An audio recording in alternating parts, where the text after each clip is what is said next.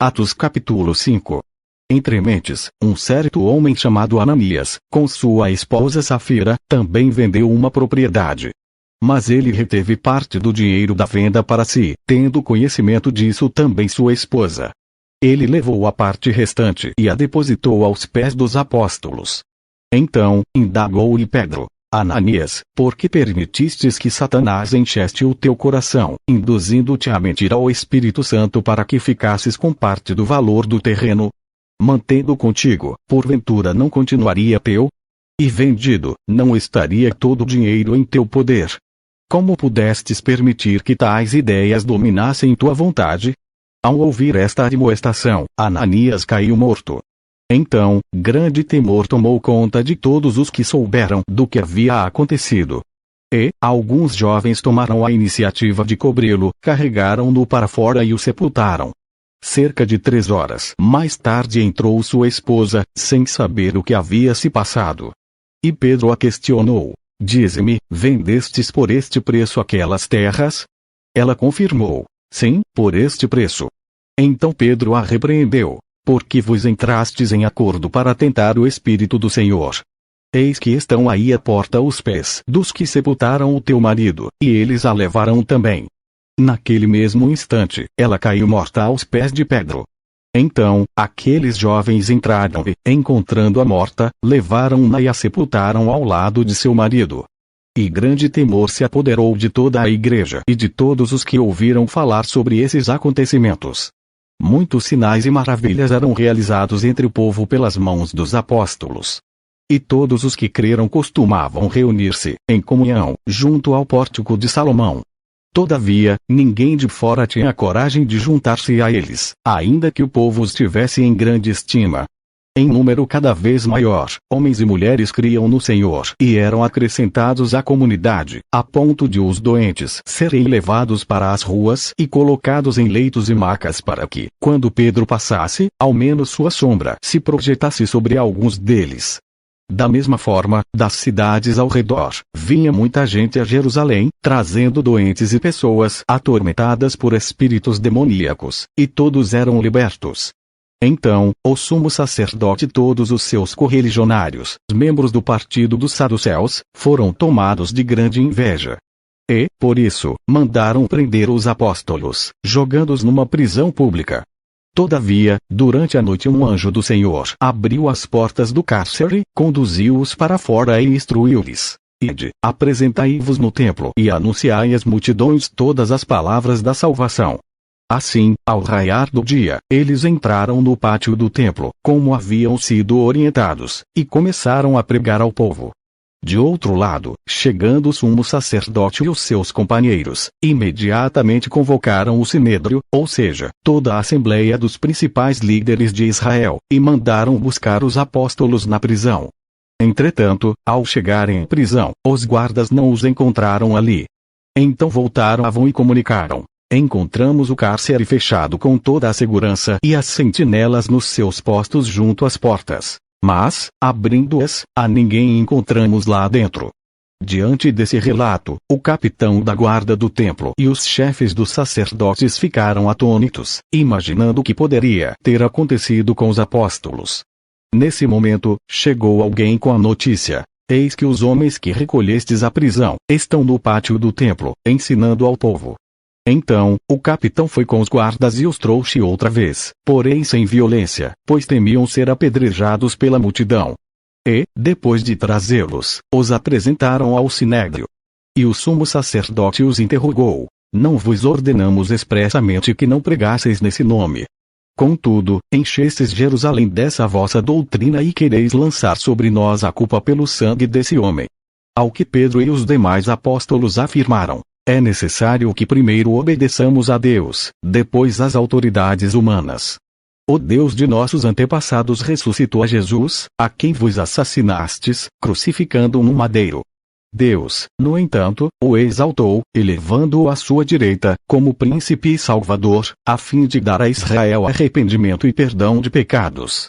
Ora, nós somos testemunhas destes fatos, bem como o Espírito Santo, que Deus concedeu aos que são obedientes a Ele.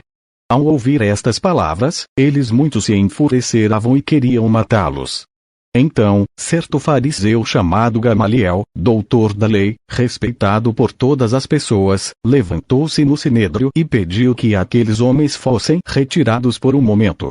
E prosseguiu dizendo: caros israelitas, considerai com toda cautela o que estáis para decidir fazer a estes homens.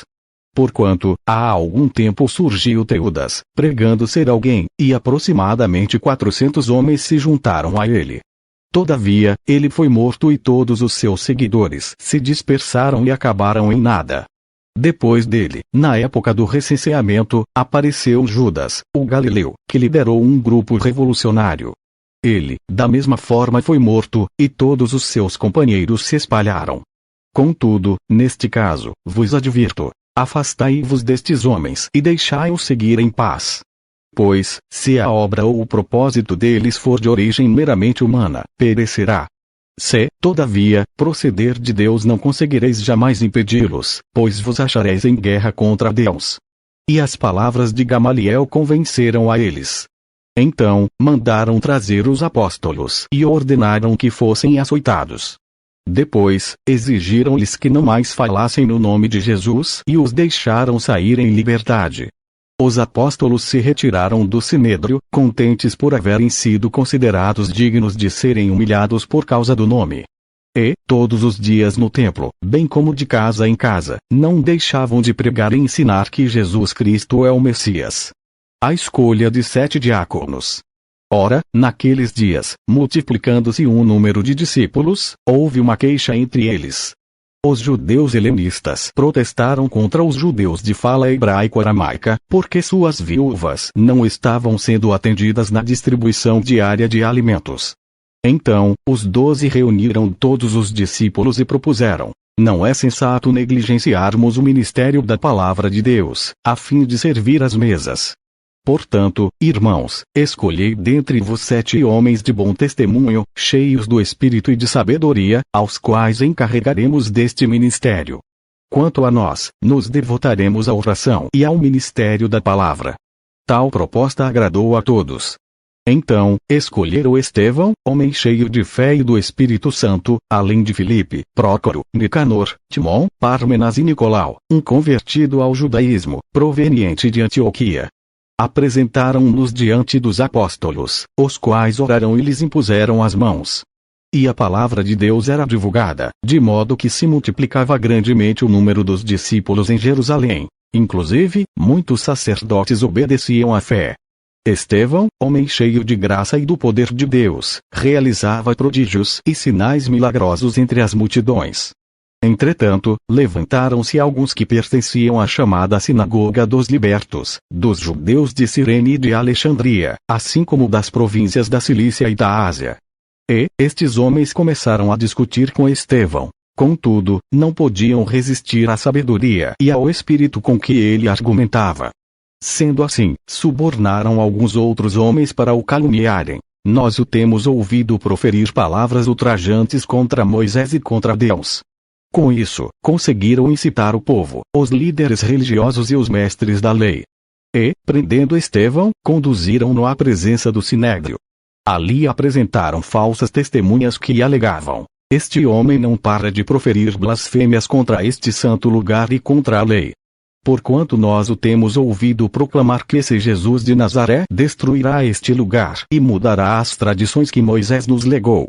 Então, todos os que estavam assentados no sinédrio, ao fixarem seus olhos em Estevão, viram que seu rosto parecia como o rosto de um anjo.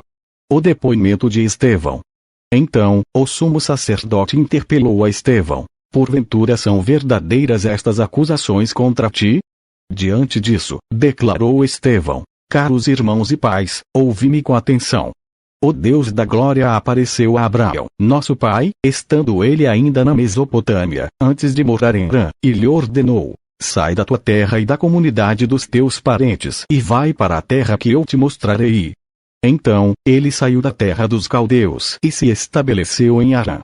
Após a morte de seu pai, Deus o trouxe para esta terra em que vos agora habitais. Nela, Deus não lhe deu nenhuma herança, nem ao menos o espaço de um pé. Todavia, prometeu que lhe daria a terra como herança, e mesmo depois dele a sua descendência, quando ele ainda não tinha nenhum filho. E Deus lhe falou desta forma: teus descendentes serão peregrinos numa terra estrangeira e serão escravizados e maltratados por mais de 400 anos. Contudo, eu punirei a nação a quem servireis como escravos e, depois disso, saireis livres dali e me adorareis neste lugar. E assim, concedeu a Abraão a aliança da circuncisão.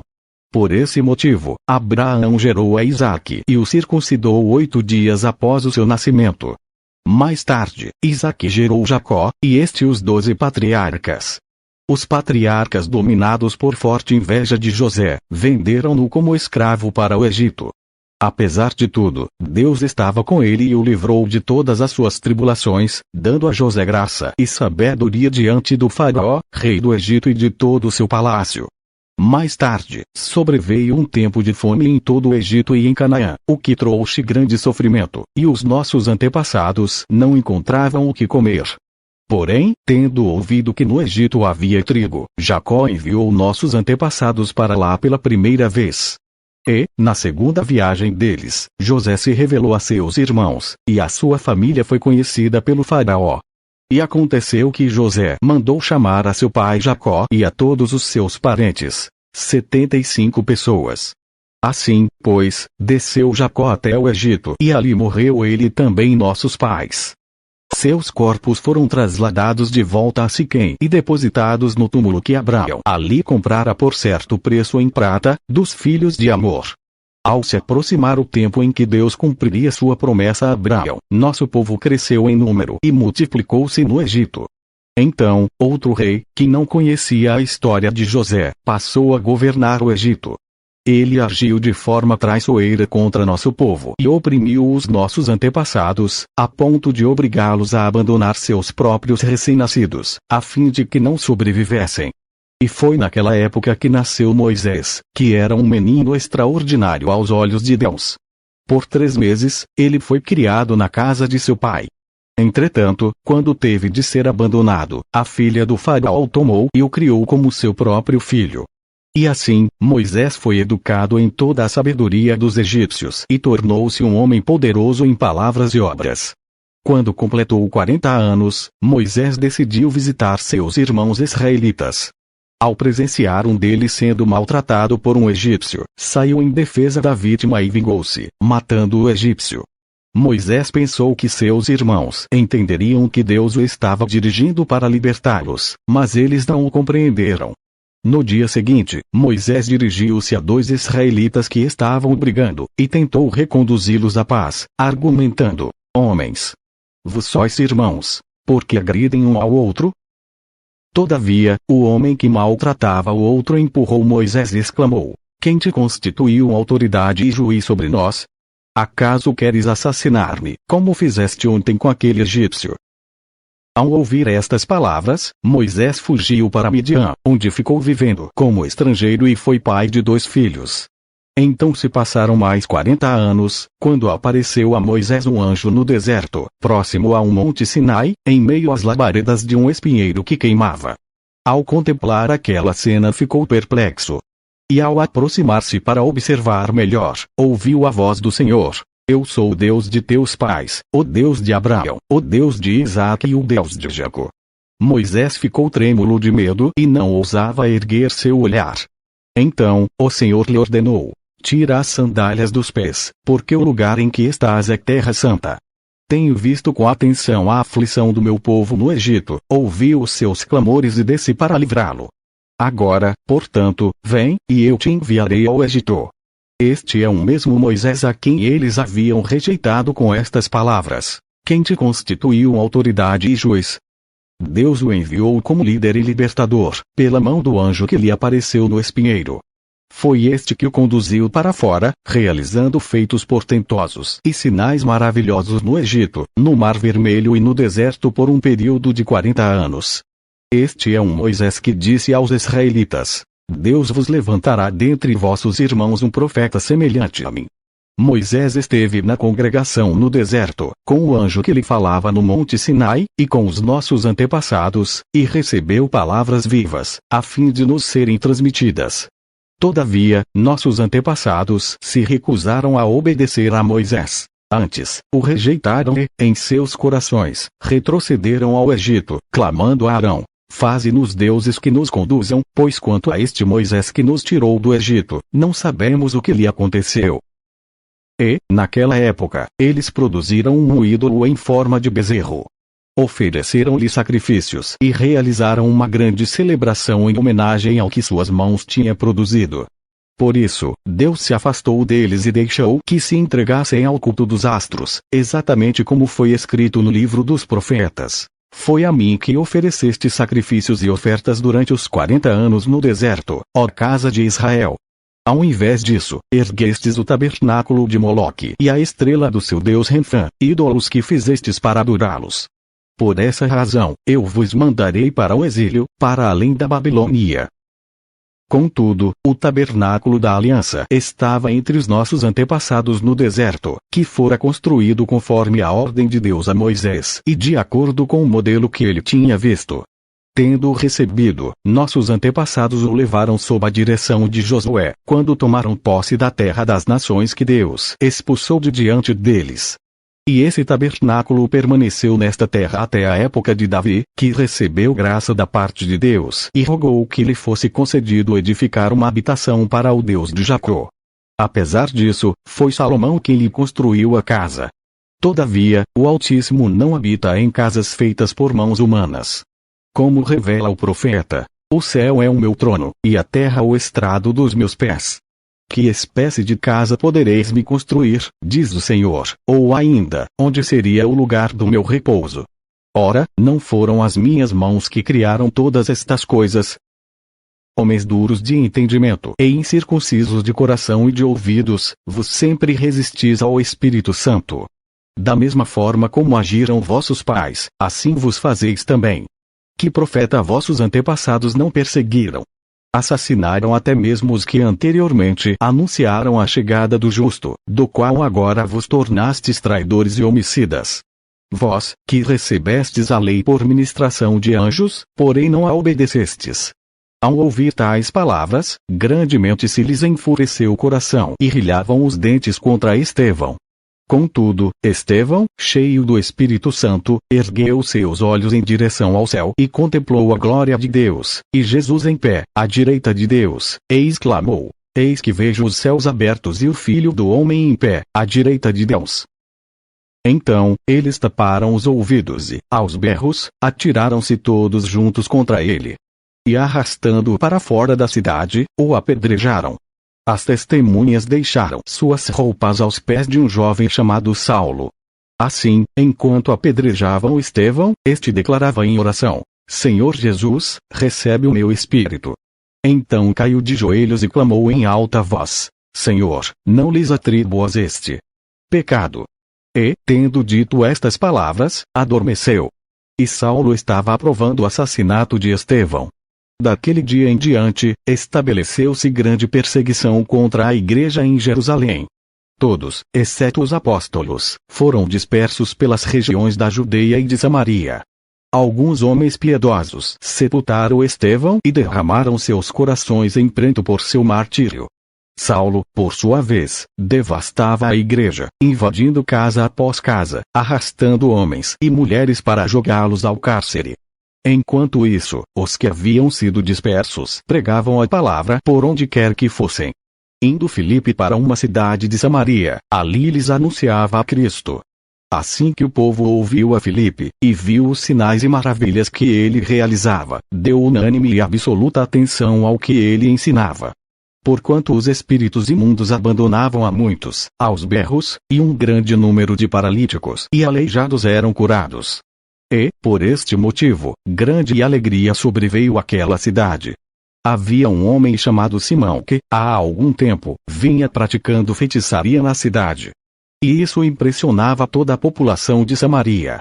Ele se dizia poderoso e notável, e todas as pessoas, das mais simples às mais ricas, davam-lhe grande crédito e exclamavam: este homem exerce um poder divino, chamado o Grande Poder. E muitos o seguiam, pois vinham sendo iludidos por ele há bastante tempo por meio de suas artes mágicas. Contudo, quando Filipe lhes pregou as boas novas do reino de Deus e do nome de Jesus Cristo, creram nele, e foram batizados, tanto homens quanto mulheres. O próprio Simão, da mesma forma, creu e foi batizado, e acompanhava com curiosidade a Filipe por toda parte, contemplando perplexo os grandes sinais e maravilhas que eram realizados. Então, os apóstolos de Jerusalém, ouvindo que o povo de Samaria havia acolhido a palavra de Deus, enviaram para lá Pedro e João. Estes, assim que desceram até eles, oraram para que recebessem o Espírito Santo, porquanto o Espírito ainda não havia sido derramado sobre nenhum deles. Tinham apenas sido batizados em nome do Senhor Jesus. Sendo assim, à medida em que Pedro e João lhes impunham as mãos, recebiam estes o Espírito Santo. Observando Simão que o Espírito era concedido por meio da imposição das mãos dos apóstolos, ofereceu-lhes dinheiro, propondo: dai-me também a mim este poder, para que a quem eu impuser as mãos, ganhe o Espírito Santo. Diante disto, replicou-lhe Pedro: que o teu dinheiro siga contigo para a tua perdição, pois intentaste comprar, por meio dele, o dom gratuito de Deus. Tu não tens parceria nem porção neste ministério, porque o teu coração não é honesto perante Deus. Arrepende-te, portanto, dessa tua malignidade e ora ao Senhor. É possível que te seja perdoada a intenção do teu coração, pois vejo que estás cheio de amargura e atado pelos laços do pecado. Entretanto, Simão lhes respondeu: orai-vos por mim ao Senhor, para que nada do que disseste sobrevenha a mim. E, havendo testemunhado e proclamado a palavra do Senhor, Pedro e João regressaram a Jerusalém, pregando o Evangelho em muitos povoados samaritanos. Então, um anjo do Senhor falou a Filipe e lhe ordenou: apronta-te, e vai em direção ao sul, pelo caminho deserto que desce de Jerusalém a Gaza. Ao que ele se levantou e partiu. No caminho encontrou um eunuco etíope, alto oficial, administrador de todos os tesouros de Candace, rainha dos etíopes. Esse homem viera a Jerusalém para adorar a Deus e, retornando para casa, sentado em sua carruagem, ia lendo o livro do profeta Isaías. E aconteceu que o Espírito disse a Filipe: aproxima-te e acompanha essa carruagem. Então Filipe correu para a carruagem, ouviu o homem lendo o profeta Isaías e lhe perguntou: compreendes o que estás lendo? Ao que ele replicou: como poderei compreender, a não ser que alguém me explique? E pediu a Filipe que subisse e se sentasse ao seu lado. O eunuco estava lendo esta passagem da Escritura: ele foi levado como ovelha para o matadouro, e como cordeiro mudo diante do seu tosqueador, assim ele não abriu a sua boca. Em sua humilhação, a justiça lhe foi negada. Quem poderá contar a respeito dos descendentes dele, uma vez que sua vida na terra foi tirada? Então, o eunuco indagou a Filipe: por favor, peço-te que me esclareça sobre quem o profeta está falando. De si mesmo ou fala de algum outro? E, Filipe, tomando a palavra e iniciando por aquela mesma passagem das Escrituras, pregou-lhe o Evangelho. Jesus. Prosseguindo pela estrada, chegaram a um lugar onde havia água, e foi quando o eunuco observou: eis aqui água. Que me impede de ser batizado? Ao que Filipe orientou-lhe: tu podes, se crês de todo o teu coração. Em seguida, declarou-lhe o eunuco: creio que Jesus Cristo é o Filho de Deus. Assim, deu ordem para que parassem a carruagem.